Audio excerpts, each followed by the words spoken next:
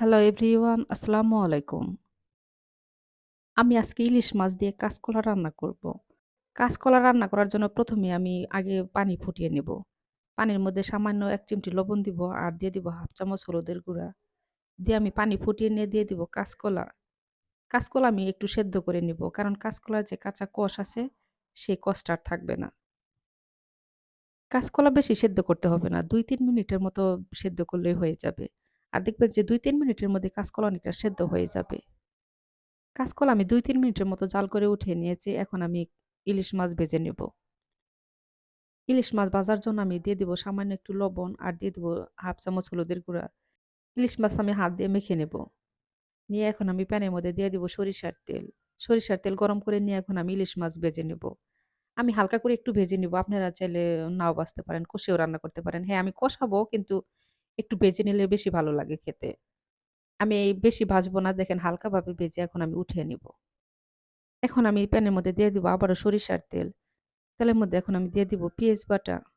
পেঁয়াজ বেটে দিলে দেখবেন যে তরকারিটা অনেক সুন্দর ঘন হয়। আর পেঁয়াজ যদি কুচি করে দেন তাহলে দেখবেন যে বেশি তরকারিটি কিন্তু ঘন হবে না। একবার আমার মতো করে পেঁয়াজ বেটে রান্না করে দেখবেন, দেখবেন তরকারির ঘনত্বটা কত সুন্দর হয়।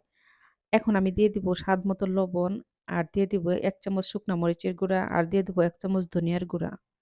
আর দিয়ে দিব সামান্য একটু হলুদের গুঁড়া যেহেতু আমি মাছ ভাজির মধ্যে হলুদের গুঁড়া দিয়েছি আর কাঁচকলা সেদ্ধর সময় কিন্তু আমি হলুদের গুঁড়া দিয়েছি। তাই হলুদের গুঁড়াটা একটু ভুজে তারপরে দিতে হবে। সামান্য একটু পানি দিয়ে মসলা কষিয়ে নিয়ে এখন আমি দিয়ে দিব ভেজে রাখা মাছ। মাছ আমি কয়েক মিনিট কষিয়ে নেব। আর আমার এই কাঁচকলা রান্না যদি আপনাদের ভালো লাগে তাহলে অবশ্যই আমার ভিডিওতে একটা লাইক, কমেন্ট আর একটা শেয়ার দিয়ে দিবেন।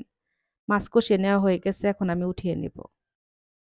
ইলিশের মধ্যে কিন্তু কেউ আদা রসুন খায় না। আবার ভুলেও কেউ আদা রসুন বাটা দিবেন না। তাহলে কিন্তু ইলিশের স্বাদটা নষ্ট হয়ে যাবে।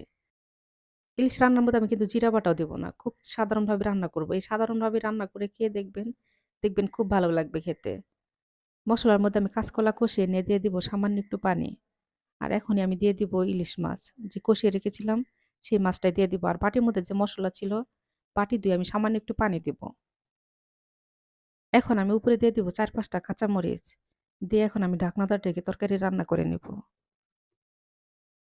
এই কাঁচকলা তরকারি আমি ভুনা, ভুনা করব না। একটু ঝোল, ঝোল রাখবো। কারণ শীতের দিন তরকারিটা ঠান্ডা হলে জমে যাবে। কিছু সময় পর আমি ঢাকনা উঠিয়ে নিয়েছি। দেখেন তরকারিতে অনেকটাই ঝোল আছে। আমি আরো কয়েক মিনিট জাল করে রান্না করে নেব। দেখেন কত সুন্দর একটা কালার আসছে আর তরকারিটাও কত সুন্দর হয়ে গেছে। তরকারি এমনি দূর থেকে ভিডিও করলে দেখেন মনে হয় যে অনেকটা লাল কালার মনে হয় অনেক ঝাল হয়েছে। দেখেন আমি একটু উঠিয়ে দেখিয়ে দিচ্ছি কত সুন্দর কালার হয়েছে। সবাই ভালো থাকবেন। আল্লাহ হাফেজ।